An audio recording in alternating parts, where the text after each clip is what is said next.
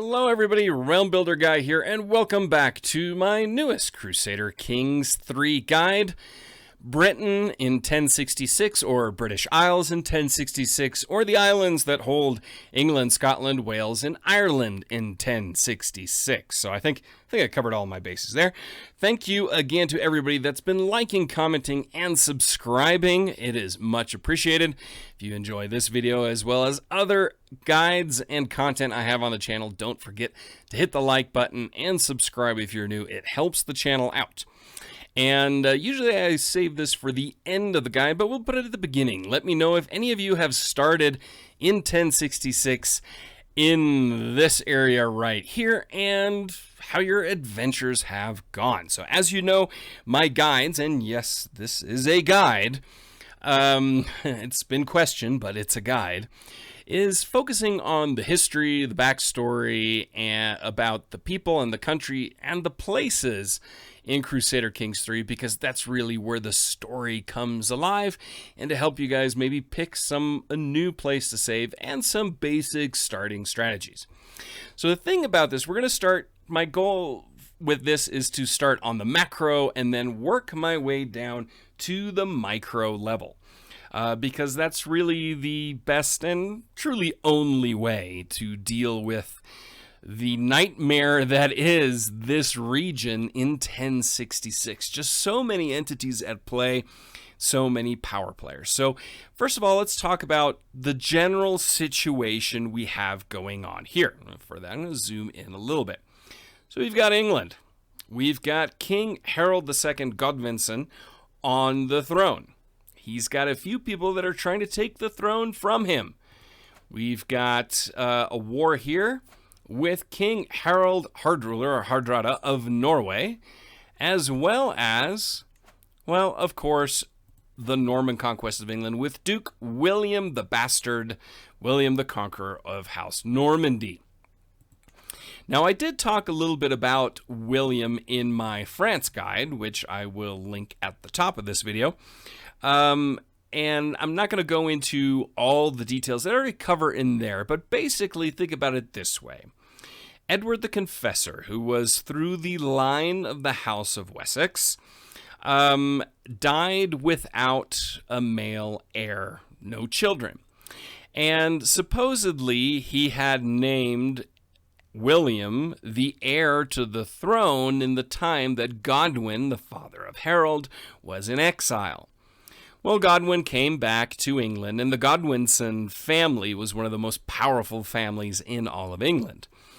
And supposedly then, when after a time period where Edward the Confessor fell into a coma, he briefly woke up from the coma just to name Harold his heir and successor just before he died. Very conveniently, of course.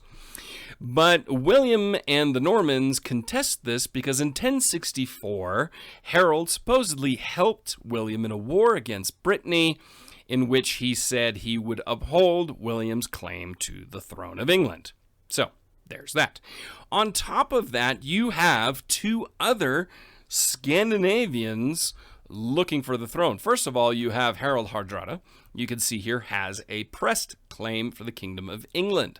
The next one on the list is right here, King Svend of Denmark, who has a different war going on, but got a number of earldoms, and he's got an unpressed claim on Norway, and right here he has a pressed claim on the Kingdom of England. So those are also interesting, and that's all through the Danish and Norwegian kingship rulership over England during the reign of Knut the Great, who of course came in, kicked out the House of Wessex. But then he got kicked out. It's a whole thing. But anyway, we're not going to go into that right now. But more or less, you just need to know that those entities are out there as well. The King of Denmark, the King of Norway also have claims that are being pressed, some more, some less, for the crown of England. Now, one thing I want to throw in here when it comes to the external people trying to vie for the throne of England is just a little story down here, if we could find them. And that is Count Geoffrey of Anjou. Now, of course, he has no claims, and I talk about them in my French guide. But what's interesting is the House of Anjou eventually has someone called Geoffrey Plantagenet, and he marries Matilda, who is the daughter of Henry I, who, of course, had one male heir, William, who died exactly 900 years ago in the year 1120 in the White Ship disaster. In the White Ship disaster, the male heir died, so Matilda was technically the successor. Now, Henry named her successor, not heir, just because, you know, he was kind of the way it was, and it was the Middle Ages, and yeah, anyway, society sucked when it came to that. But anyway, because of that, Matilda actually married Geoffrey of Anjou, Geoffrey Plantagenet of Anjou. That's her second marriage. She was married to the Holy Roman Empire at one point. But Geoffrey Plantagenet, they had a son named Henry II. He then eventually came to the throne, but because the last name was inherited through the father's line, it became Plantagenet, and hence the Plantagenets came to power in England. So it's just maybe a fun little start to say, hey, we're going to start as Count Geoffrey of Anjou, and maybe try to worm our way into the English crown and bring about the era of the Plantagenets. So, now what are some strategies if you are just focusing here? Well, if you are Harold, you are facing two very powerful opponents, and I have never seen Harold actually win and maintain his crown. Now, Harold Godwinson, of course, in real life, defeated Harold Hardrada at the Battle of Stamford Bridge, and then had to go down and face, of course, William at the Battle of Hastings. He lost there, so he killed Harold Hardrada in one battle, went down, and then died against William at the Battle of Hastings, and that was the end of the Godwinson rule and Anglo-Saxon rule of England, and then the Normans came to power.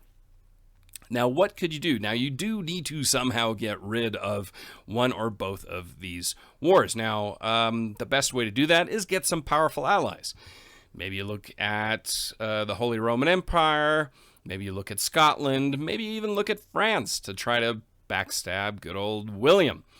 So the key here is you've got quite a few children. Try to play some marriage games. Try to gain an alliance, but it's going to be tough. Now, if you're William, in a few playthroughs I've seen him win. A lot of them he actually ends up losing to Harald Hardrada of Norway. Now, the other way you can go about this is you also have a lot of children. Play the alliance game. Get some strong allies, ideally in Scandinavia. Try to call them to war. Or you could look at Flanders, Brittany, you name it. But that's one of the key things, is also try to marry into Harald Hardrada's family, and so that when you do defeat Harold Godwinson, Norway is not necessarily going to be a threat for you, and even if you do go to war with him, you can win. The AI just kind of sucks at allies sometimes, so that's the deal here with William.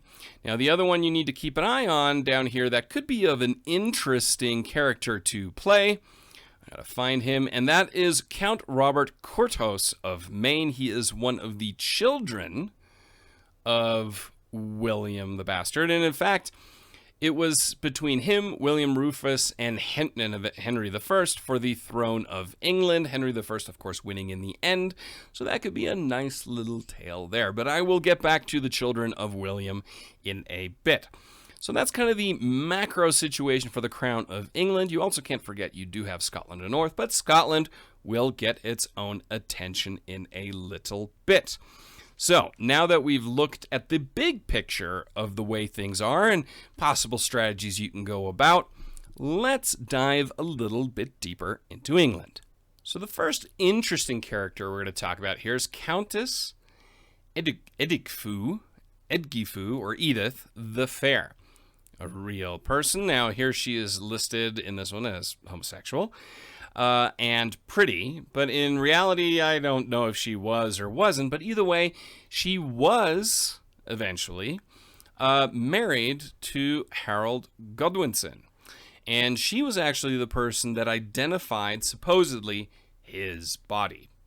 So that's kind of the interesting thing there. Other than that, the Svanehals was her name, so that's the swan neck or the gentle swan was what she was sometimes referred to as.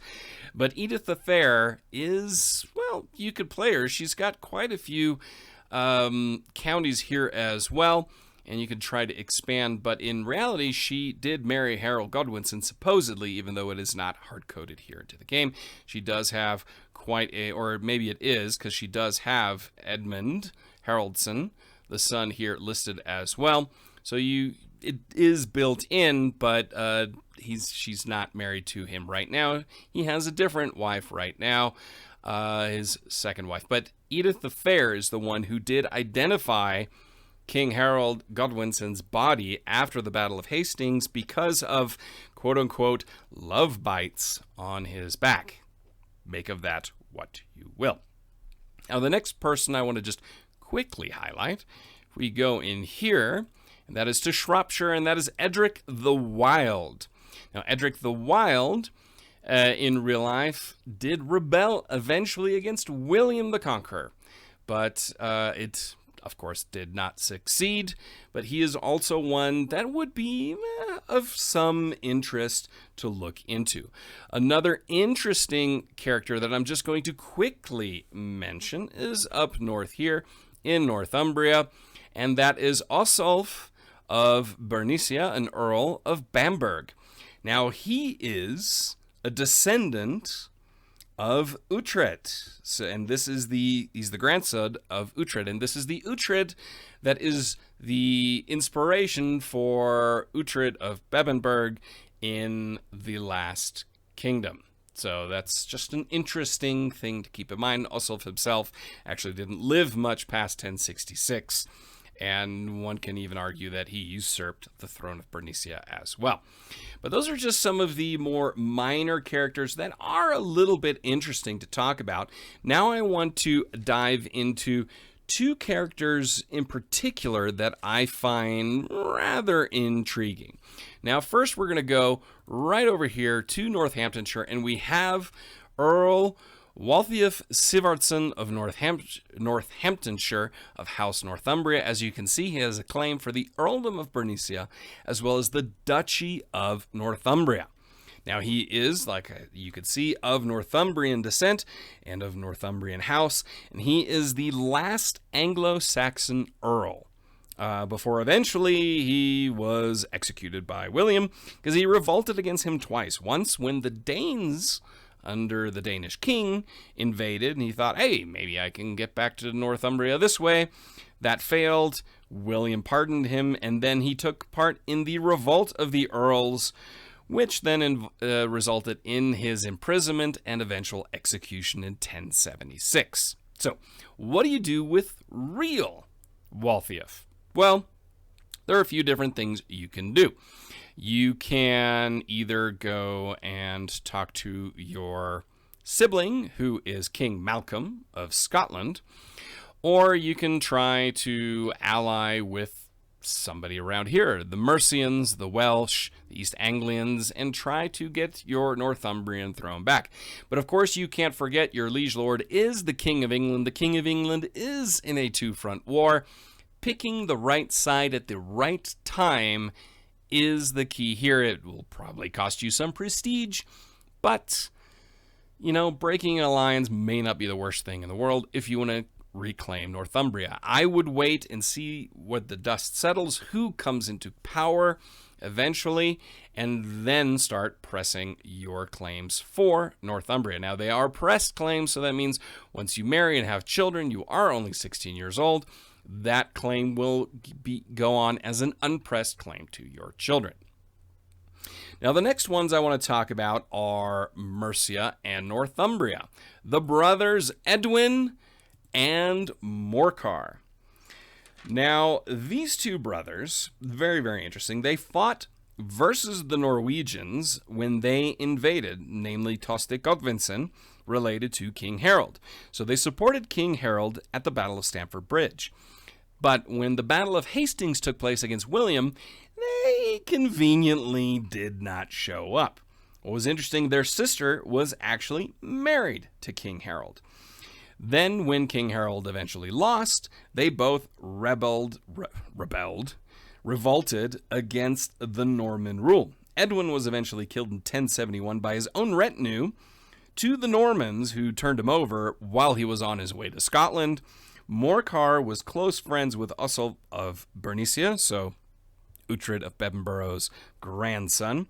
He rebelled against William as well, was eventually imprisoned in 1071, and then died around 1087, probably still in prison at the time, because even though William had pardoned him, William Rufus, so William II, did not, and re-imprisoned him.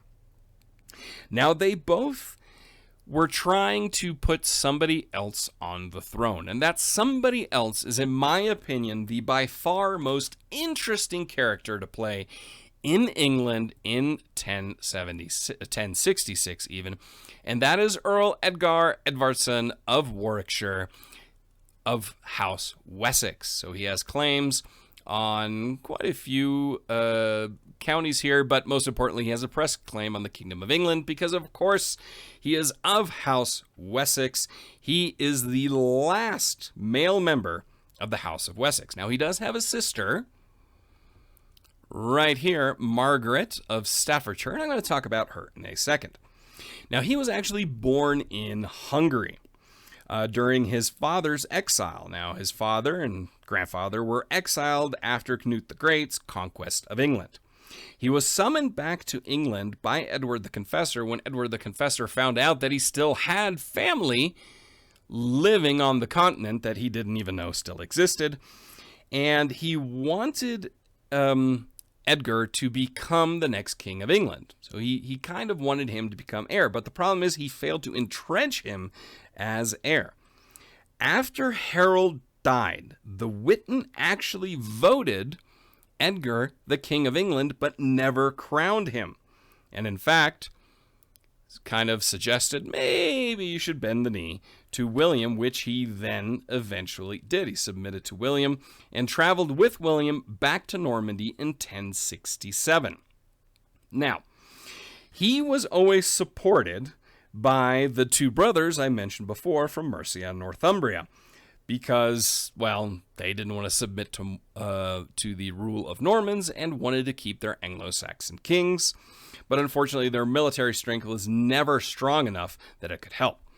In 1068, Edgar traveled to Scotland, where he was under the protection of King Malcolm, and King Malcolm married his sister, Margaret, from right here in Staffordshire. And Margaret, who, of course, also has the same claims, was named Saint Margaret. She's actually the only saint, Catholic saint, of Scotland.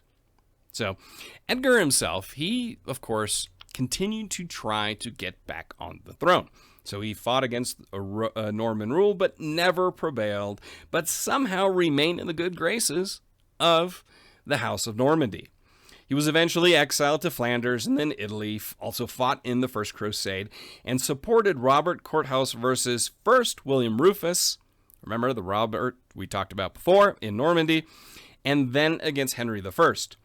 Henry I then pardoned him for supporting Henry's brother, and the niece of Edgar married Henry I, the niece, which was the daughter of Edgar's sister and Malcolm, King of Scotland.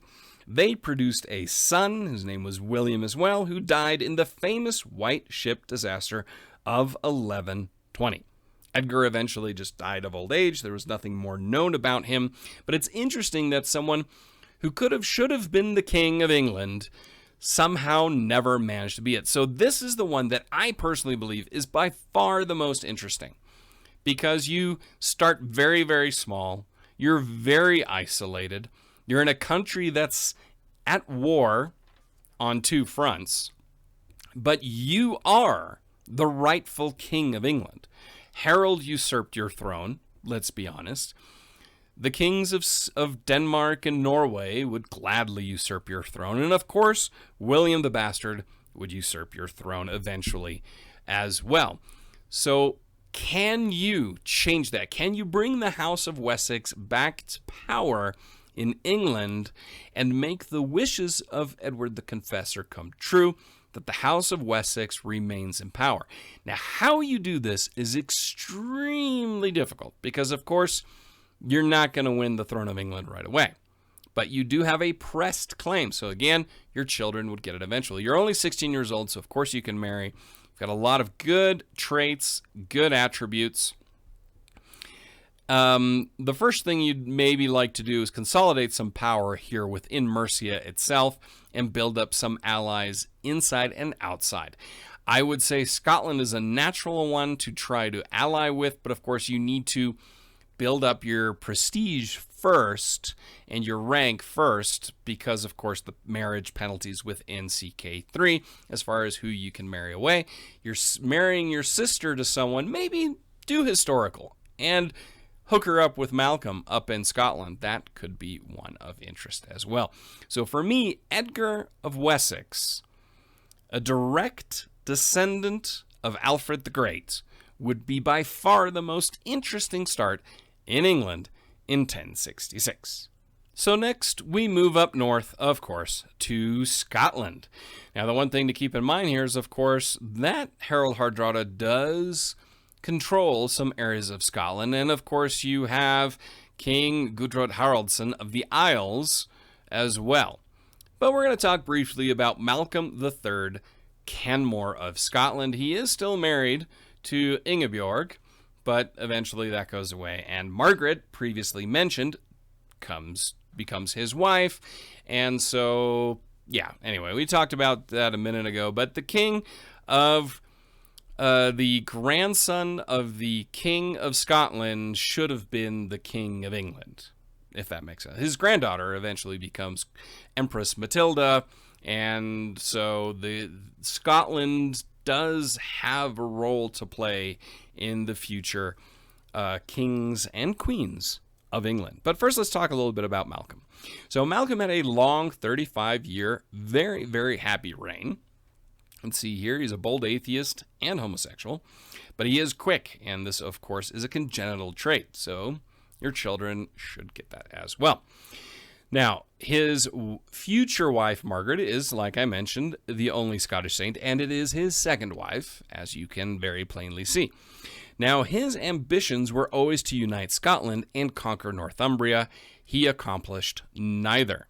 Now, the House Dunkeld, or House Canmore MacMalcolm, sustained the line of succession of Scottish kings all the way from 1034 till 1290, when the Maid of Norway, Margaret, passed away, and then Edward the Longshanks, of course, Edward from the movie Braveheart, eventually took over, but he was invited to take over by both House Balliol and House Bruce, and we all know how well that worked out for everybody.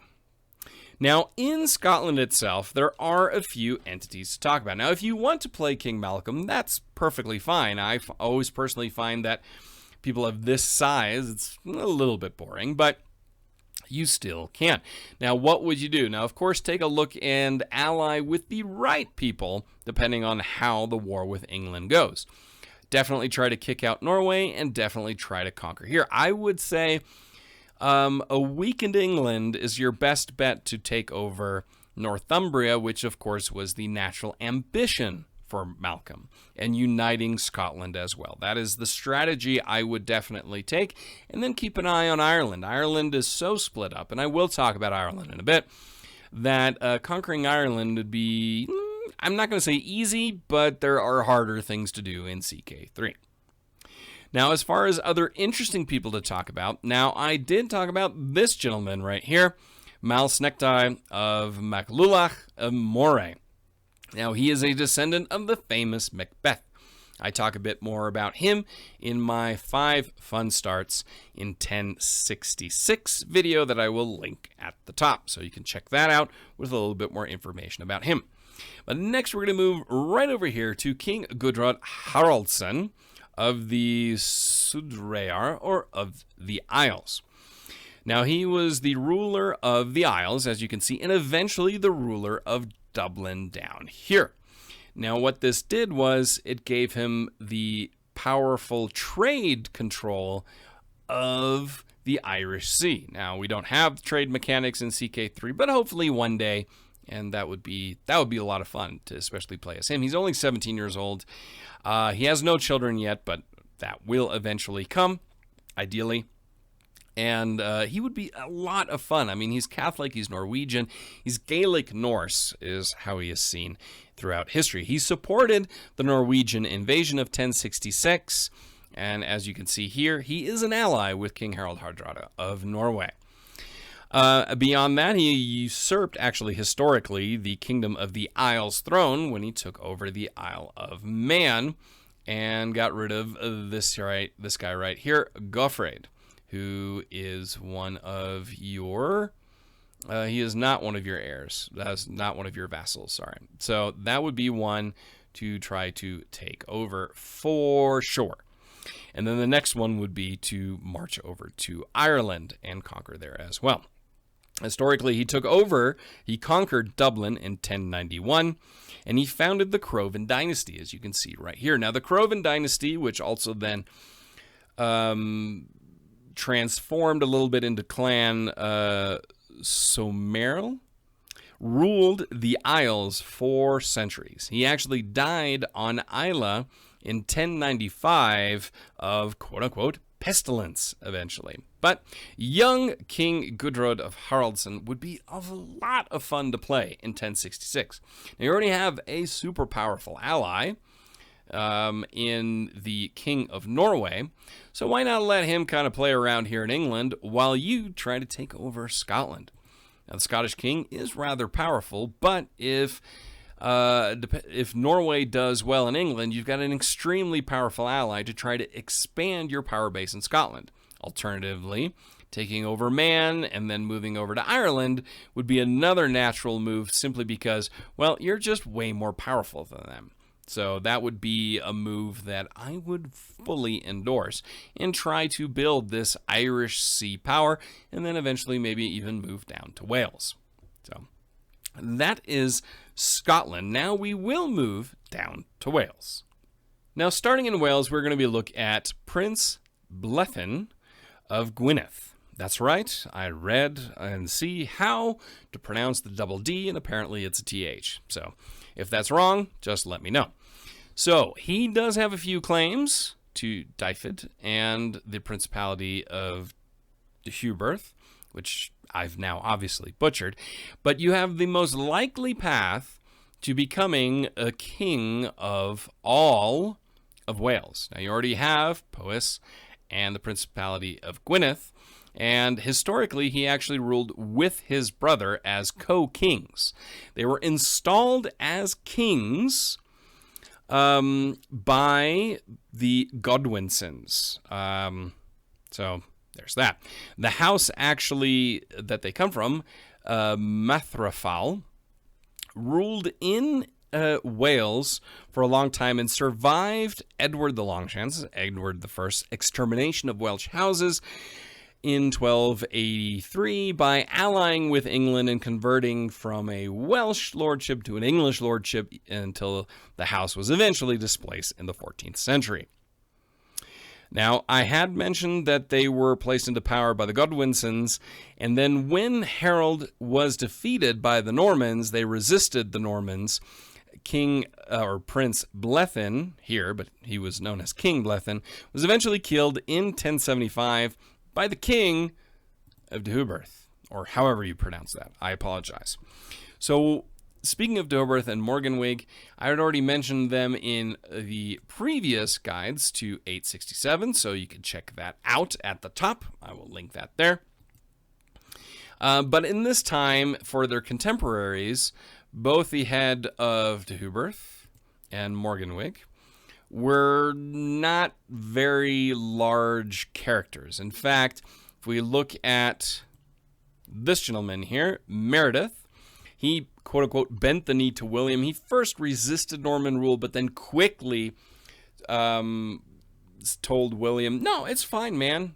Take control of Southern Wales. We're cool.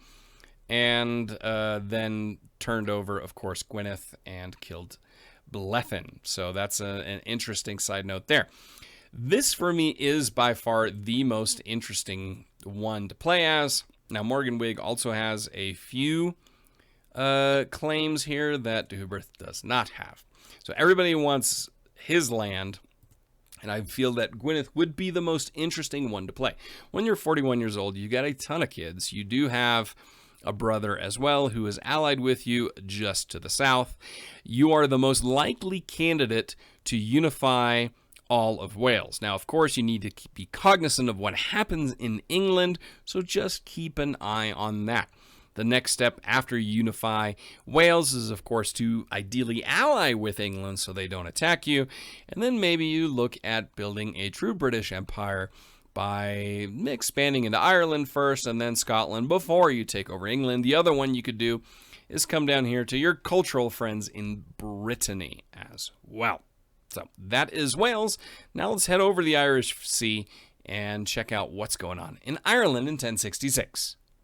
So as we look at so-called Newbie Island or Tutorial Island, in 1066 it's definitely still that. As you can see, there are a ton of small to mid-sized petty kingdoms and earldoms in Ireland. And this is a great place to really learn all the mechanics of CK3 without intervention from outside.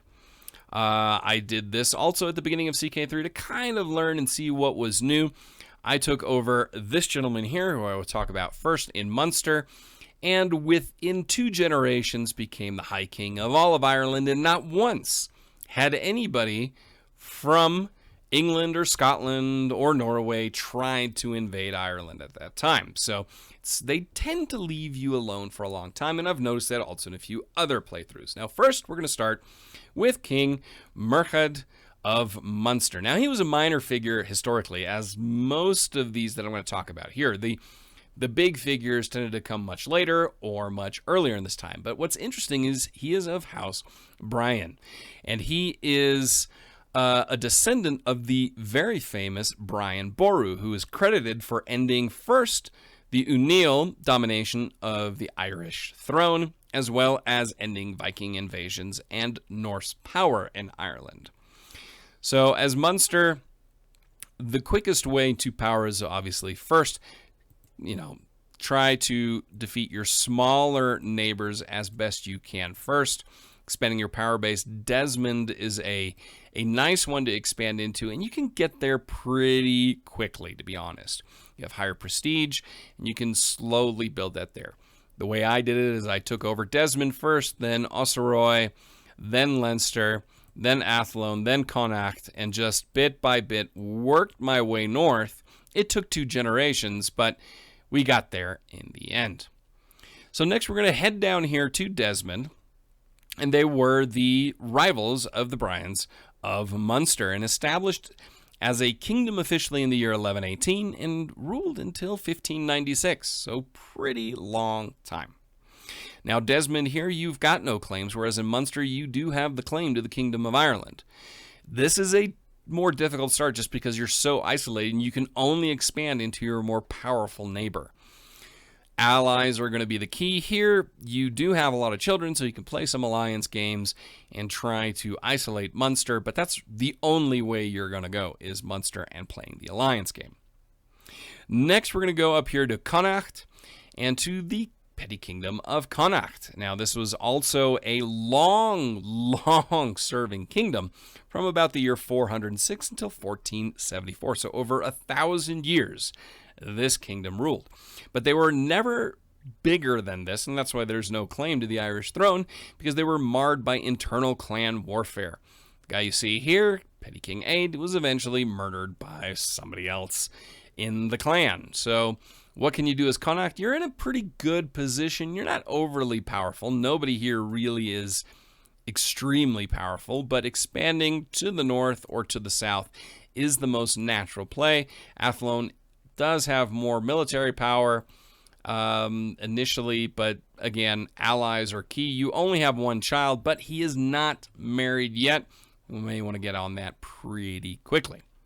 So next we're going to go over here to Leinster and Dublin because it's the same family, and actually a highly influential family and an ancient dynasty. Now, the son here, who is the Earl or King of Dublin, does have a claim, obviously, on his father's land, and everyone is married.